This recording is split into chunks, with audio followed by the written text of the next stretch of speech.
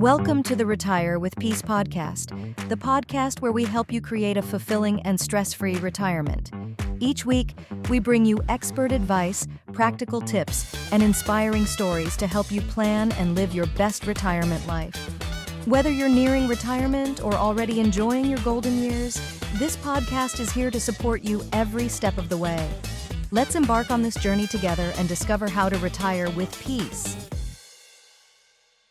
Welcome back to the Retire with Peace podcast. As always, I'm your host, Dave Zaegel, and today we're going to keep going on a little mini series on article reviews because this is fun.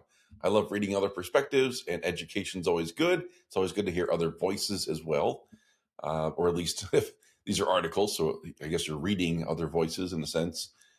This is a nice article here in the U.S. News and World Report, written by Kate Stalter. It's titled, "Should Retirees Still Plan for 95?" The premise here is that most financial advisors will plan for people to live through age 95. I know we do as well.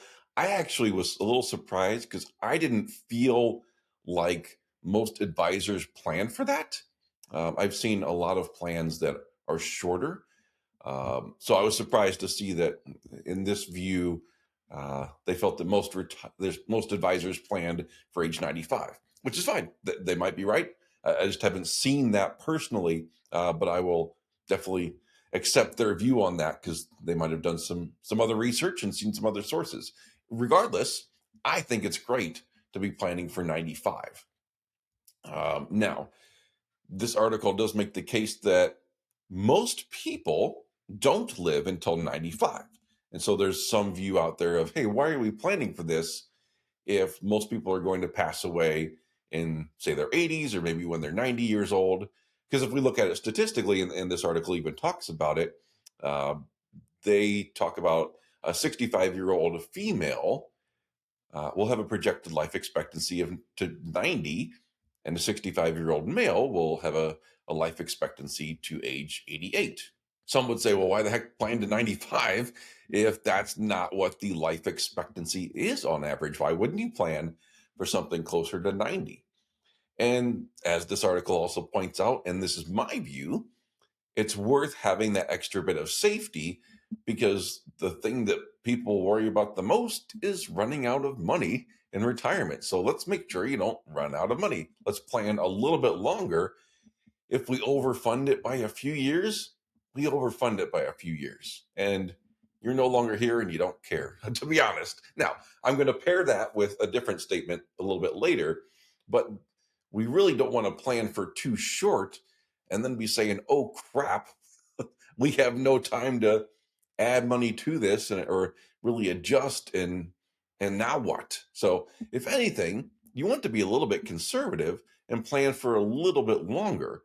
The other reason I would say let's still plan for 95 or maybe even longer is we don't know what medical advances are going to come out in the near future. So you could be a 65-year-old right now thinking, well, gee, my life expectancy puts me at 85 or 90 or somewhere in that range. Well, who knows? Maybe there's going to be some amazing medical stuff that happens in the next decade or two that keeps you going past 100. We don't know that right now. So let's be a little bit more conservative and plan for that 95 or even maybe a little bit beyond, knowing that we might overshoot. We might be planning for a few years extra that we didn't need to plan for, but that's a whole lot better than planning for too few years and then sitting there trying to figure out where the funding is going to come from when we've outlived what our plan was. That's not a good place to be. So in my view, I feel very strongly about maintaining a longer age expectation to make sure that we have enough funding there. Now, I'm going to say something that sounds like it's the opposite of that, but it's not really. What I encourage people to do is spend more while they are younger in retirement. Now, that doesn't mean don't plan for a longer life expectancy. Absolutely still plan for that longer life expectancy like we've been talking about, at least age 95, just to make sure you got enough years in there. but also plan out the spending to where we can have an understanding that the spending won't be the same, it won't probably be linear throughout all of retirement. What we've seen, and this is anecdotal, so I'm sure there's lots of different data points out there, but what we've seen is that typically when people start getting into their 80s or maybe even late 70s, just depends on the individuals, when people start getting into their 80s, they generally start to spend less. They're just not doing as much as they used to when they get into their 80s. And then typically, as maybe they get later into 80s or into 90s, the spending might start to go back up in terms of care needed. So healthcare costs, uh, just general external care costs from other providers, that tends to start to tick back up. Now, you could have, again, that's a very broad brush that we're painting with, because you could have somebody in their 80s where their spending does go up because they have a whole bunch of health issues. Now, if your spending is going up in your 80s because you have a whole bunch of health issues, you're probably not going to have maybe as much longevity. So that might balance things out over the long term. But regardless, what we have seen, not just with our clients, but with talking with other advisors, is that the spending tends to go down in when people get roughly into their 80s, just because they're not able to do as much as they used to. So with all that being said, we encourage people when they are younger in retirement to plan to spend a little bit more so that they can go do the things that they want to do while they can do them. And it doesn't have to be anything wild and crazy. But a great example of this would be 2024 was a fantastic year for the stock market. And you'll hear us all the time talk about have 5 years worth of income set aside, not in the market, the rest grow long term. But what happens is when you have an amazing stock market year, like say 2024 was, or even 2023, those aggressive investments have grown quite a bit. So now they're in even better shape long term for their retirement, which is a fantastic thing. Well, if you have years like that, say you want to go on a vacation somewhere, and you say, I need another 5,000 or 10,000 or whatever it is to go take this trip.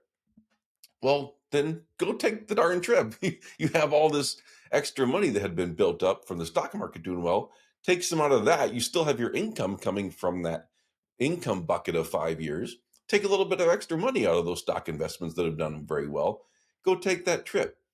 And it doesn't even have to be that big, really. It could just be um, maybe you want to go on a trip, and instead of 5 days, you go for 7 days. Or instead of 7 day trip, you make it an 8 day trip. Or maybe you get a slightly nicer hotel room. Or if you're doing an international flight, maybe you get a little bit better seats because it's going to be a really long flight.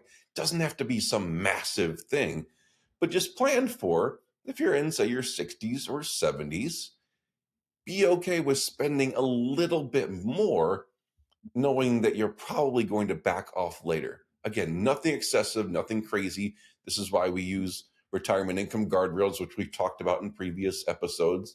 This is why we set up income for at least 5 years and then let the rest grow. All those things play into this. But I just want to encourage people as we're thinking about the life expectancy and what to plan for.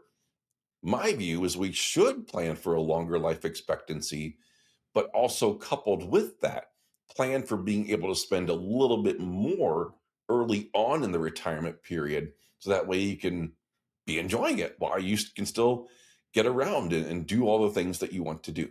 So good article. I think it really balanced out a lot of points on, should we be quote unquote overfunding by planning to age 95 if we're not probably statistically going to live that long as a group. But there's benefits at the individual level of making sure that we do not run out of money long term. So good article. My summary is yes, please plan for a little bit longer. Give yourself that cushion. Go out to 95, maybe even a little bit longer. You don't have to get crazy, but just make sure you've planned for enough years. But then also give yourself permission to spend a little bit more in those early years and really enjoy your retirement.